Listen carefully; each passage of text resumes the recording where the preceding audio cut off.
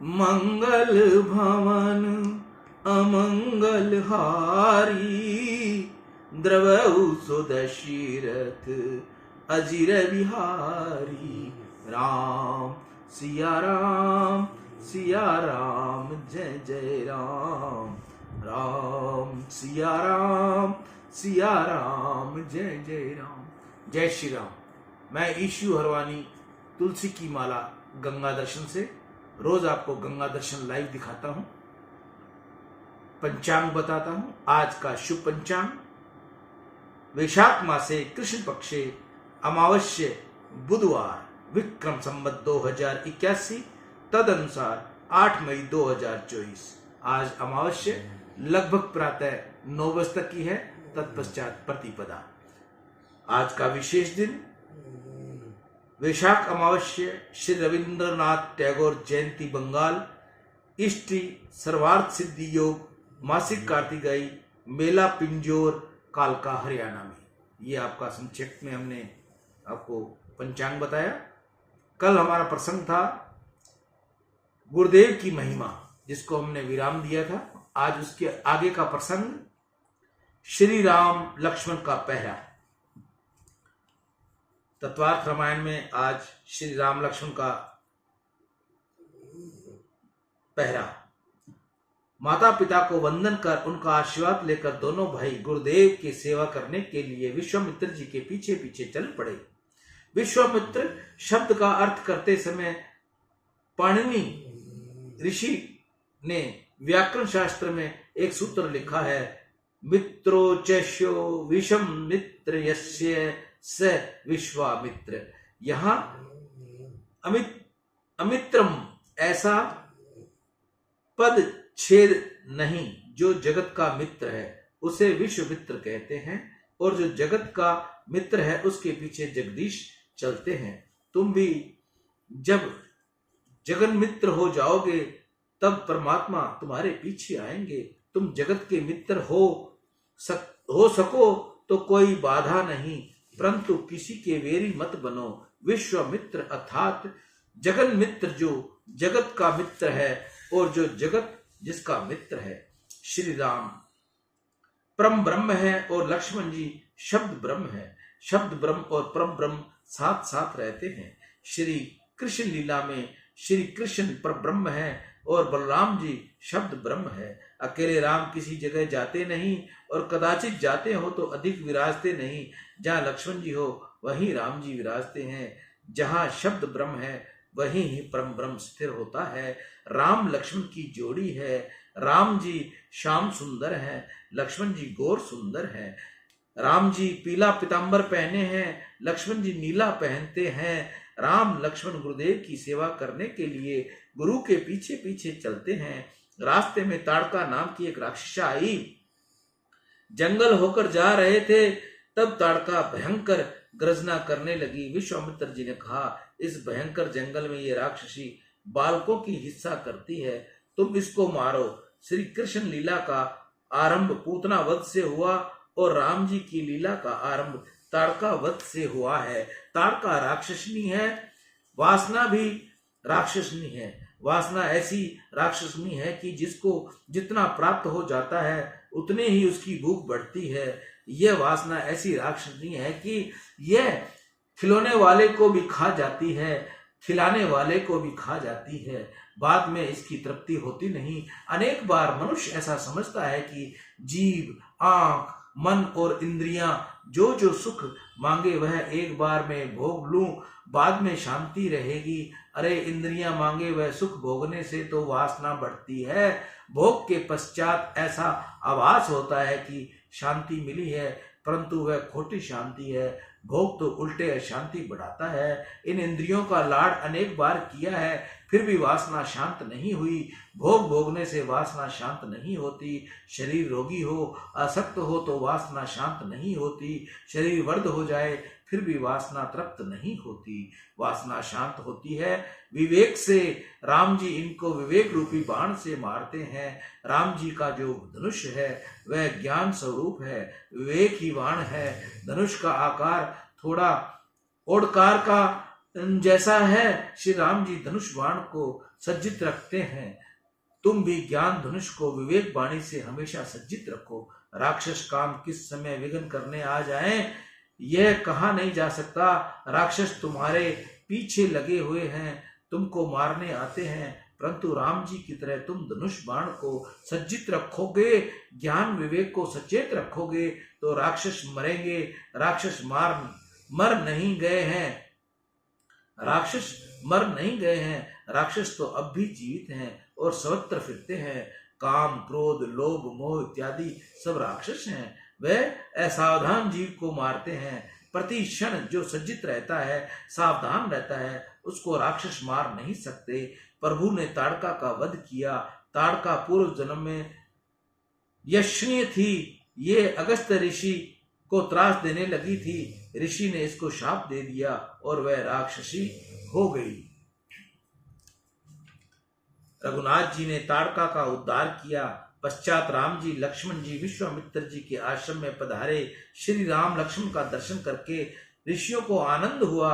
ऋषि कुमारों के साथ श्री राम लक्ष्मण का प्रेम हुआ। श्री रघुनाथ जी ने विश्वामित्र जी से कहा, गुरुदेव अब आप यज्ञ का आरंभ कीजिए। श्री राम कौशिकम प्रहा मुने दीक्षाम प्रविश्य ताम। सुंदर मंडल की रचना की गई। यज्ञ मंडल के द्वार पर श्री राम लक्ष्मण धनुष बाण चढ़ाकर खड़े हुए। 16 वर्ष के राम लक्ष्मण बहुत सुंदर दिखते थे।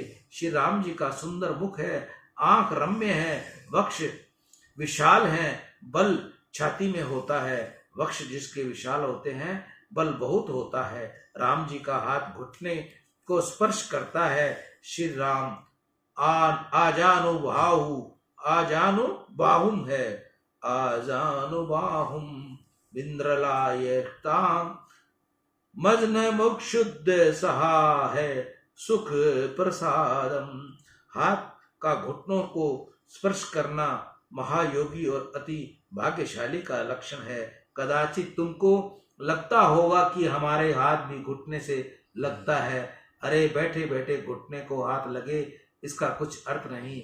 खड़े होने पर हाथ घुटने को स्पर्श करे तो महायोगी का, महाभाग्यशाली का लक्षण है। श्री राम का हाथ बहुत लंबा है। वे वैष्णव में राम जी से पूछा है कि महाराज आपका हाथ इतना लंबा क्यों है? राम जी ने कहा, मेरे भक्त दर्शन करने आते हैं, उन सबसे एक एक से मैं मिलने की मेरी बहुत इच्छा होती है। मेरा हाथ इसलिए लंबे रखे हैं कि यदि मेरा कोई भक्त बहुत मोटा हो तो उसको संपूर्ण रूप से भुजा में ही मैं लेकर संपूर्ण आंगुलियन दे सकूं। श्री राम बहुत भोले हैं, अतिशय सरल हैं, प्रेम की मूर्ति हैं। राम जी ऐसे दयालु हैं कि रीछ और वानरों से भी मिलते हैं, रीछ वानरों के साथ भी प्रेम करते हैं। श्री राम यज्ञ मंडप द्वार पर खड़े हैं। अधिकतर मंदिर में ठाकुर जी खड़े ही होते हैं। यदि तुम द्वारिका जाओगे तो देखोगे कि द्वारिका नाथ खड़े हैं।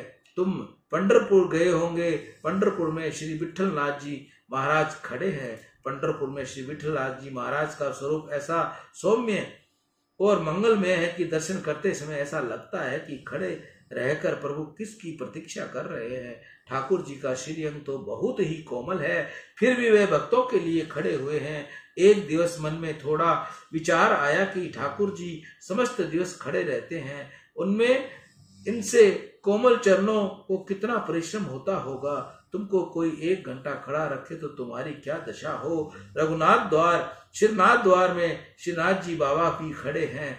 तुम आंध्र प्रदेश में आओ तो वहां श्री बालाजी महाराज भी खड़े हैं। परमात्मा जगत को बोध देते हैं कि अपने भक्तों से मिलने के लिए मैं आतुर होकर खड़ा हूँ। श्री राम जी जीव मात्र से मिलने के लिए आतुर हैं, परंतु जब जीव ही अभागा है, जीव को किसी दिन ऐसी इच्छा होती नहीं कि मुझे परमात्मा से मिलना है, इस शरीर से मिलने में सुख नहीं। अरे शरीर के मिलने से ही सुख होता तो मुर्दे के मिलान से क्यों सुख होता नहीं। मुर्दे के साथ हाथ है, पग है, मुंह है, आंख है, सब ही है। 2 शरीर के मिलने से सुख होता नहीं, परंतु बाण एक होते हैं। प्राण एक होते हैं, इससे आनंद जैसा लगता है। जीव मिलते हैं, इसमें सुख होता है। दो जीव मिलते हैं, मिलने से सुख होता हो तो जीव और ईश्वर मिले तब जीव को कैसा आनंद होगा। ईश्वर में समस्त जीव सूक्ष्म रूप से रमते हैं। समस्त जीवों से एक साथ मिलने में कितना आनंद आएगा। आत्मा परमात्मा का मिलन अर्थात परम आनंद मानव को मानव के साथ मिलने में कदाचित सुख हो, परंतु यह निश्चित है कि इस मिलन में 1000 गुना दुख भी है। जहाँ संयोग है वहाँ वियोग अवश्य होता है। संयोग वियोग के लिए ही होता है। जगत में कोई स्त्री पुरुष से मिलने की इच्छा रखना नहीं, इसमें वियोग का दुख अवश्य है। परमात्मा से मिलने का बाद वियोग का दुख सहन करने को रहता नहीं। ईश्वर का संयोग नित्य है। जीव एक बार ईश्वर से मिले, परमात्मा इसको एक बार अपना बनाए, इसको छाती से लगाए। एक बार परमात्मा जीव को आलिंगन कर दे, उसके पीछे जीव ईश्वर से कभी बिछड़ता नहीं। नदी समुद्र में जाकर मिलती है, उसके पीछे समुद्र से वह अलग रह सकती नहीं। इसका नाम रूप भी समुद्र से मिल जाए, समुद्र मिले पीछे समुद्र भी नदी को स्वयं के स्वरूप में अलग कर सकता नहीं। मन में बारंबार ऐसा संकल्प करो कि मुझे अब परमात्मा से मिलना है। परमात्मा जो जीव मात्र को मिलने के लिए आतुर होकर खड़े हैं, परमात्मा की ऐसी इच्छा है कि जीव मेरा अंश है, यह मेरा है, फिर भी माया के कारण संसार में फंसा है। जगत बन गया है, मुझको भूल गया है, परंतु मैं अपने अंश स्वरूप सब जीवों से मिलने के लिए आतुर हूँ। ऐसा कौन बाप है जिसे पुत्र से मिलने की इच्छा न हो। भगवान सबके पिता हैं, सबको दर्शन देने मिलने को तैयार हैं। जीव मात्र पर परमात्मा प्रेम की वर्षा बरसाते हैं, परंतु जीव दुष्ट है, वह प्रभु के साथ प्रेम करता नहीं। संसार के विषय दुख देते हैं, फिर भी इसको मीठा लगते हैं। जीव उनका ही चिंतन करता है, इसकी ऐसी इच्छा होती नहीं कि मुझे परमात्मा का प्रत्यक्ष दर्शन करने हैं, मुझे प्रभु का आलिंगन प्राप्त करना है, अपने भगवान के साथ मुझे अब एक होना है। श्री राम लक्ष्मण धनुष बाण सजाकर खड़े हैं। विश्वामित्र जी यज्ञ करते हैं और अग्नि में आहुति देते हैं। अग्ने स्वाहा, प्रजापते स्वाहा, वरुणाय स्वाहा। श्री विश्वामित्र जी आहुति अग्नि में देते हैं, परंतु इनकी दृष्टि द्वार पर विराजे हुए परमात्मा में है, श्री राम लक्ष्मण में है। लक्ष्मण जी यह रुचिकर नहीं लगा। लक्ष्मण जी ने राम जी से कहा, बड़े भाई यह बूढ़ा किस कारण हमें देख रहा है। श्री राम जी ने कहा, लक्ष्मण इनको बूढ़ा मत कहो, ये अपने गुरुजी हैं। लक्ष्मण ने कहा, अच्छा गुरुजी हमें एक टक नजर रख कर देखते हैं, ये इस प्रकार क्यों देख रहे हैं, इनके मन में क्या है, इसकी खबर ही पड़ती नहीं। साधारणतः ऐसा नियम है कि यज्ञ करते समय ब्राह्मण की नजर अग्नि में होनी चाहिए। अग्नि देवार देवानाम सुखम अग्नि मुखाम वे देवा।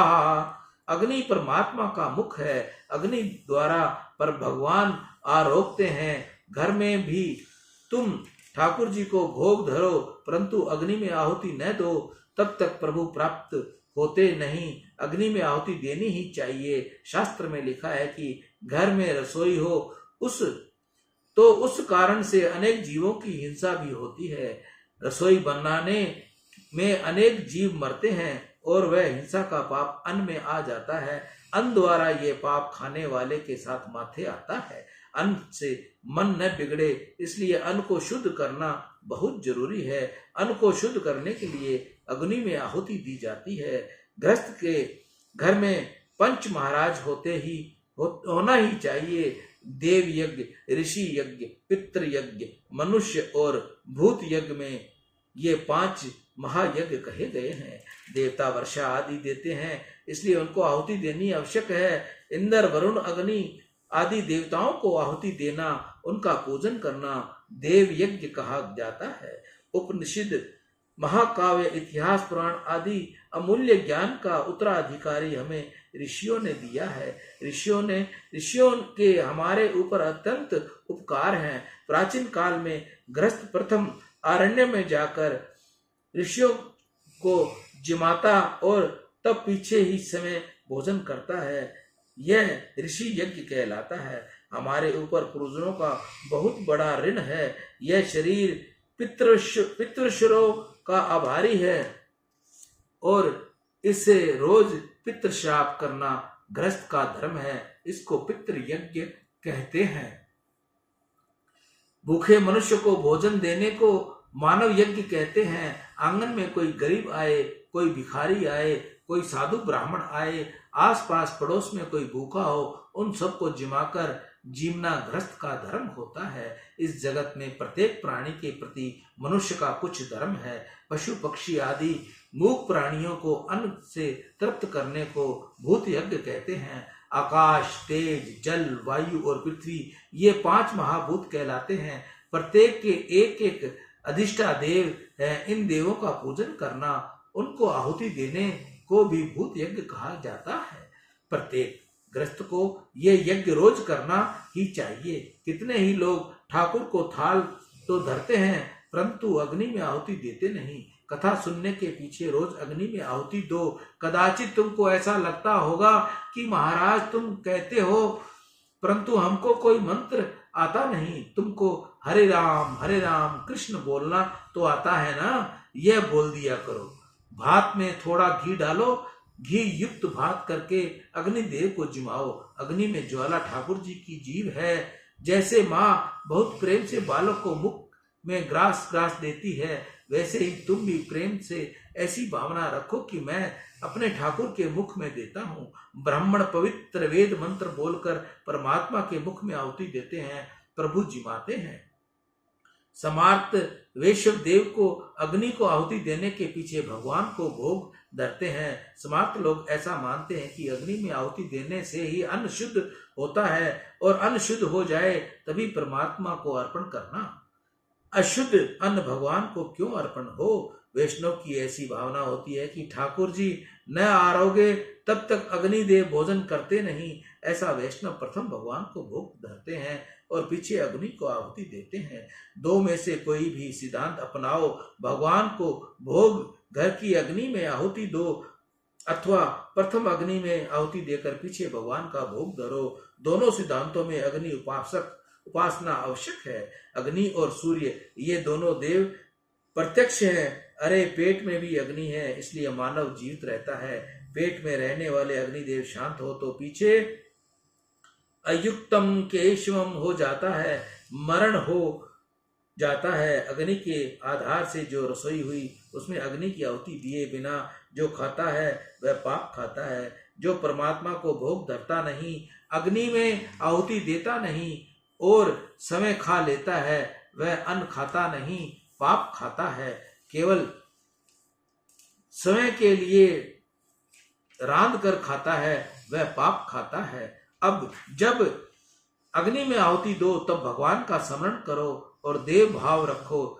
श्री ठाकुर जी को जिमाता हूँ, फिर वह अन्न नहीं रहता, अमृत बन जाता है। खाना पाप नहीं है परंतु भगवान को अर्पण किए बिना खाना पाप है। भगवान को नैवेद्य ग्रहण करवाने के लिए के बिना खाना नहीं, नारायण का ही है और नारायण को ही अर्पण करना है। प्रेम से अर्पण करोगे तो भगवान प्रसन्न होंगे। ईश्वर को तो कोई अपेक्षा नहीं, वे तो समय आनंद स्वरूप हैं। ठाकुर जी को ऐसी इच्छा नहीं कि वैष्णव मुझे भोग लगाए। ठाकुर जी पूर्ण निष्काम है। भगवान तो भक्तों को राजी करने के लिए आरोपते हैं। भगवान के घर क्या कमी है? यह सब कुछ उनका ही दिया हुआ है। भगवान को भोग न धरो, उससे भगवान भूखे रहने वाले नहीं।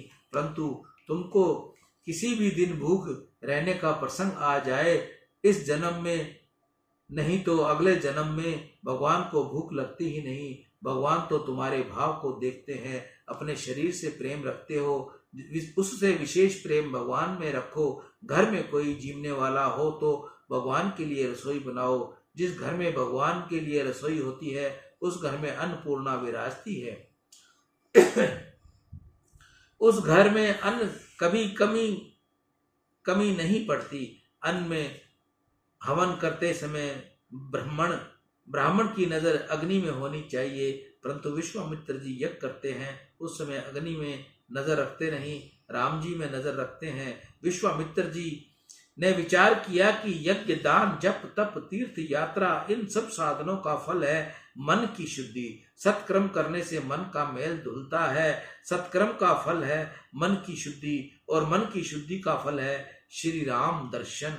जिनका मन अतिशय शुद्ध हो उसको ही परमात्मा का दर्शन होता है। मानव का मन शुद्ध नहीं। अब लोग ऐसा कहते हैं कि अब काल बिगड़ा है, जगत बिगड़ा है। अरे समय नहीं बिगड़ा, जगत नहीं बिगड़ा, केवल तुम्हारा हृदय बिगड़ा है। जगत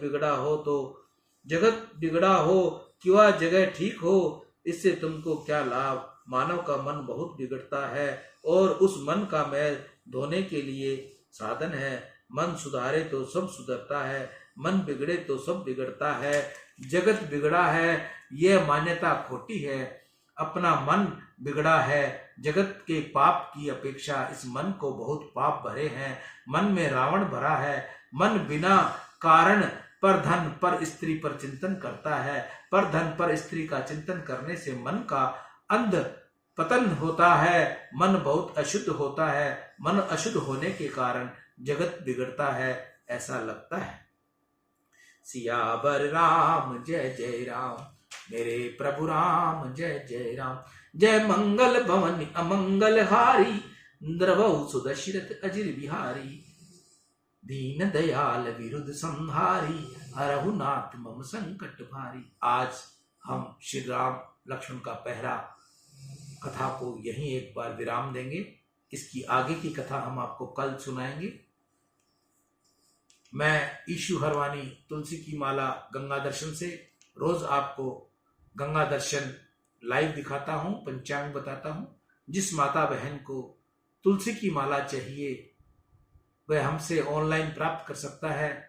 सेवा शुल्क देकर आप अपनी तुलसी की माला प्राप्त कर सकते हैं। अगर आपके घर में कोई पौधा विसर्जन हो गया है और आपने बहुत साल उस तुलसी मैया की सेवा की है, तो आप उससे भी अपनी तुलसी बनवाकर अपने हाथ से दोबारा उसी तुलसी का स्मरण कर उस पर जाप करें तो अति पुण्य होता है। वह सुविधा भी हम आपको देते हैं। आप वह पौधा साफ कर काट कर हमें भेजिए, हम आपकी लिए तुलसी जाप माला बनाकर आपको देंगे। सियावर राम जय जय राम, मेरे प्रभु राम जय जय राम। राम